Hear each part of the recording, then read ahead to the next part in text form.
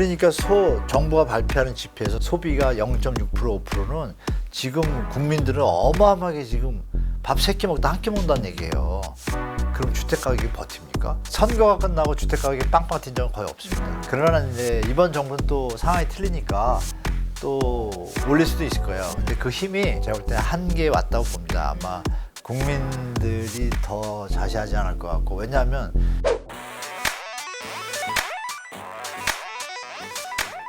요즘에 뭐 다들 아파트 좀 선호하고 뭐 전세 보증금 뗄 것 걱정해서 뭐 비아파트는 오히려 조금 비선호하고 뭐 이러는데 비아파트 시장 전망도 한번 짚어주세요. 지금 가격도 지금 많이 내려가고 있거든요. 근데 이제 모아타운이나 뭐 이런 것들로 좀 지정된 데들은 가격이 또 높아요. 좀 거품이 약간 있어요, 제가 볼 때. 그 사이 틈새 있잖아요. 전세 사기 문제로 빚어진 전세 포비아 현상이 지금까지 이어지고 있어요. 그건 확실해요. 왜냐하면 전세 대출 금리가 다른 금리에 비해서 낮아요. 낮으니까 다들 생각해 보면 아 조금 더 쓰고, 우리 가끔가다 그럴 때 있잖아요. 폼나게 먹고 싶을 때 있잖아요. 그런 것처럼 주택도 그렇게 생각하시는 젊은 분들이 많아진 거예요. 그래서 조금 더 주고 사람답게 살자 이런 마인드가 생기니까 좋은 아파트로 가는 게 낫겠다고 빌라에서 이전하는 수요가 많이 생겼어요. 그러면서 제가 빌라들이 가격이 내려가기 때문에 좀 기회가 있을 거라고 좀 말씀드리고, 정부에서 그러면 이 부분에 대해서 보완 장치를 100% 해줘야 되는데 100%가 아닌 상태예요. 126%가, 그러니까 매매 가격이 거의 90%까지 전세 대출이 되는 거예요. 그럼 빌라가 얼마까지 내려갈지를 모르잖아요. 전문가가 아니시니까 아 여기가 나중에 개발될 때면은 사실 괜찮은데 그걸 다 일일이 모르시니까 뭐 회피 현상이 있는데, 중요한 건 뭐냐면 지금 막 아파트로 갔잖아요. 지금 아파트 거래가 지금 뜸하기 시작했어요. 전세가. 왜?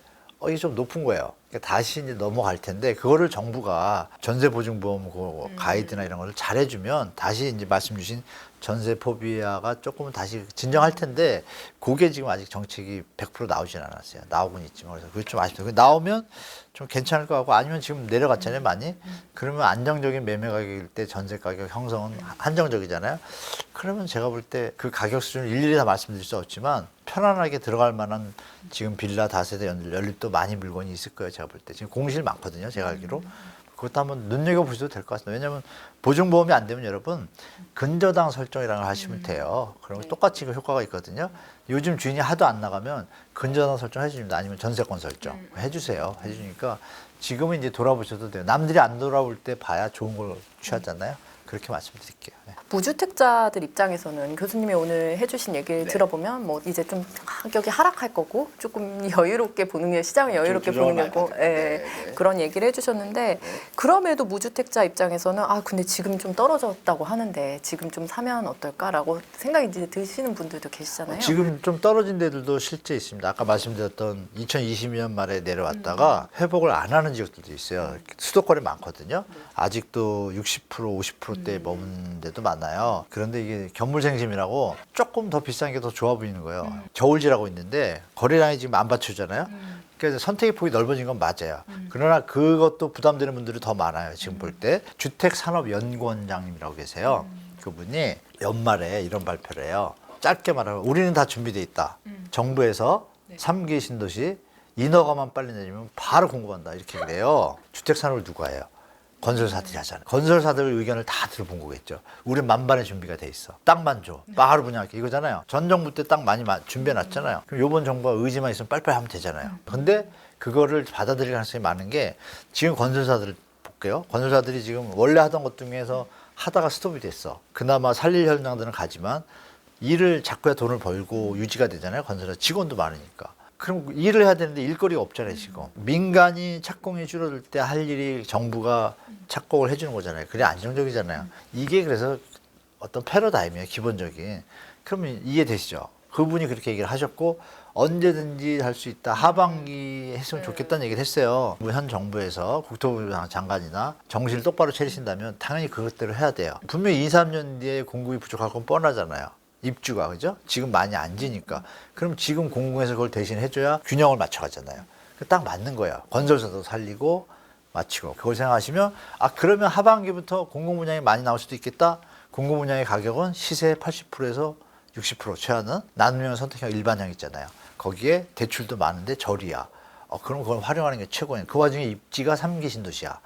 이거는 약간 시간이 들더라도 충분히 공략할 만합니다. 무주택자분들은. 그걸 1번으로 하시고, 2번은 긴 호흡을 갖고 기다리시고 3번은 아까 뭐 개포동 이런 무순이 나오면 좀 한번 넣어보시고 뭐 이렇게 편하게 지내시는 게 나을 것 같아요. 무리해서 더 올라갈 거다라고 저는 안 보기 때문에 저는 그렇게 말씀드릴게요. 마지막으로 청년 드림 대출 통장 이거 꼭 우리 청년분들은 무조건 하셔야 됩니다. 안 하면 점점점입니다. 그럼에도 이제 하락을 하다가 네. 예전처럼 이제 또 크게 오를 것이다. 장기적으로 보면. 오르긴 오르는데 예전처럼 크게라는 말은 쓸 수가 없어요. 주택을 사는 사람들은 17세가 사진 않잖아요. 그쵸. 아버지가 사주는 것 빼고는 2030이 산 비율이 뭐 일시적으로는 30%지만 전체로 보면 15% 20%밖에 안 되고 나머지 45670이 다 샀어요. 뒤에서 받쳐주는 사람이 있어야 물건이 소화가 될 거 아니에요? 근데 지금 현재도 계속 줄고 있어요. 전국적으로 경기도만 좀 느는 것 같고 세종만 좀 느는 것 같지만 전국적으로 그렇고 서울도 지금 거래량 계속 제가 말씀드리지만 예년 평균에 비해서 너무 다우닝 돼 있어요. 단적인 예로 2009년도에는 살 사람이 많으니까 주택시장 활성화 정책을 딱 쓰니까 서울의 아파트 거래량이 한 달 만에 1,500, 2,000건에서 9,000건을 뛰어요. 5배가 뛰어. 어마어마하죠. 이번에 아시잖아요. 800, 900건 했다가 막 뛴 게 1,500, 2,000, 교회 가지고 3,000이야. 4,000도 못 넘어.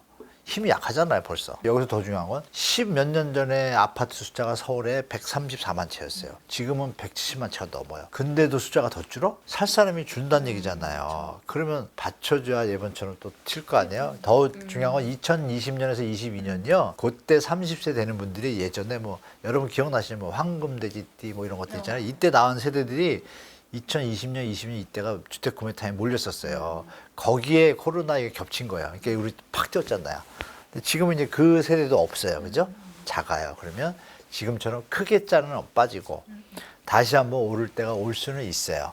총선을 기점으로 좀 네. 부동산 시장은 어떨까요? 선거가 끝나고 주택 가격이 빵빵 뛴 적은 거의 없습니다. 그렇게만 말씀드리면 좀 이해되실 거예요. 의외로 그렇습니다. 그러나 이제 이번 정부는 또 상황이 틀리니까 또 올릴 수도 있을 거예요. 근데 그 힘이 제가 볼 때 한계에 왔다고 봅니다. 아마 국민들이 더 자세하지 않을 것 같고 왜냐하면 국가 경제에 도움이 안 되는 지표들이 나타났잖아요. 왜냐하면 가계부채가 최고가 되니까 이자 갚는 게 많아지니까 소비가 우리나라 이렇게 감소한 게 역대 손에 꼽아요. 두세 번밖에 없어요. 지금 계속 소비가 좀 감소하고 있거든요. 그럼 여기서 중요한 거 소비가 0.6% 감소했다. 0.6% 고로케가 1,000원이었다가 지금 3,000원이 됐어요. 그러면 총량으로 따지면 3,000원이잖아요. 그 양으로는 3분의 1로 준 거잖아요. 그러니까 정부가 발표하는 지표에서 소비가 0.6% 5%는 지금 국민들은 어마어마하게 지금 밥 3끼 먹다 한 끼 먹는다는 얘기예요.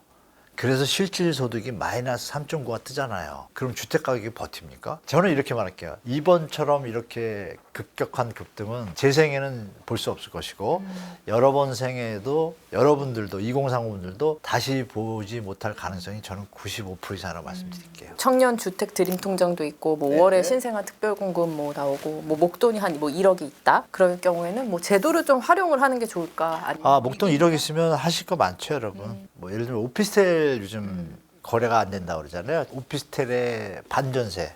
만약 2억짜리 오피스텔인데 전세보증금 1억에 50을 받고 있대요. 근데 그걸 내가 2억에 산다 이거예요. 네네. 그럼 전세보증금 들어있잖아요. 그러면 1억은 내가 들어갈 거 아니에요. 그렇죠. 근데 들어간 상태에서 그건 내 집이 될 거고. 그죠? 근데 뭐가 생겼어요? 월세 50이 나오잖아요. 뭐 이런 물건을 찾으면 투자를 하죠. 물론 여기에 세금이 좀 들어가요. 죄송하지만 세금이 피 같은 세금이 이럴 때는 정부가 이런 걸 좀 싸게 해야 되는데 이걸 또 4%를 받아요. 취득세를 오피스텔은. 그래서 오피스텔 연합회를 뭐 이런 데서 오피스텔도 이렇게 주거용으로 살면 청년들 젊은 분들이 많이 하니까 1% 낮추자는 얘기가 많아요. 근데 세금이 부족하니까 안 내려주고 있는데 만약에 이게 1%로 내려지면 부담이 덜하잖아요. 그러면 제가 말씀드린 이런 거를 좀 공부하셔서 하시면 만약에 입지도 좋다. 그리고 세월이면 얘가 자본시세 차익도 언젠가 나오겠죠. 이런 공부를 좀 하시면 충분히 할 때가 많고 갭 투자는 조금은 일단은 자제하시고 차라리 공공 분양 같은 거 이런 거 할 때 들어가셔서 1억 정도면 5억짜리 충분히 들어가거든요. 그럼 5년 6년 계산하시면 나중에 전매 제한이 있으니까 충분히 사시고 팔 때는 제가 볼 때는 분명히 차익이 날 거라고 저는 보고 있습니다. 왜냐하면 저렴하게 분양을 하니까. 그리고 5년 뒤에는 그 지역이 분명히 발전돼요. 공공분양이니까 교통이나 이런 것들이 이제 성숙해지거든요.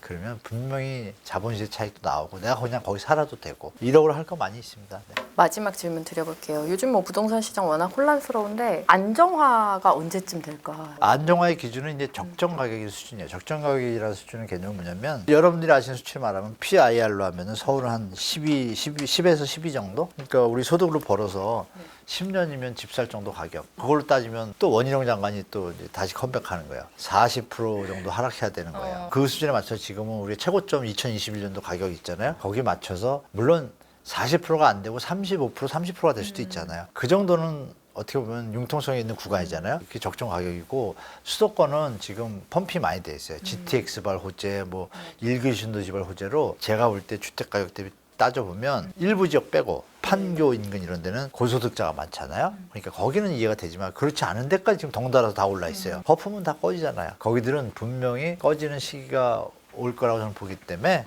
그걸 잘 참고하시면 좋을 것 같습니다. 오늘 함께해 주신 한문도 교수님 말씀 감사합니다. 네, 고맙습니다.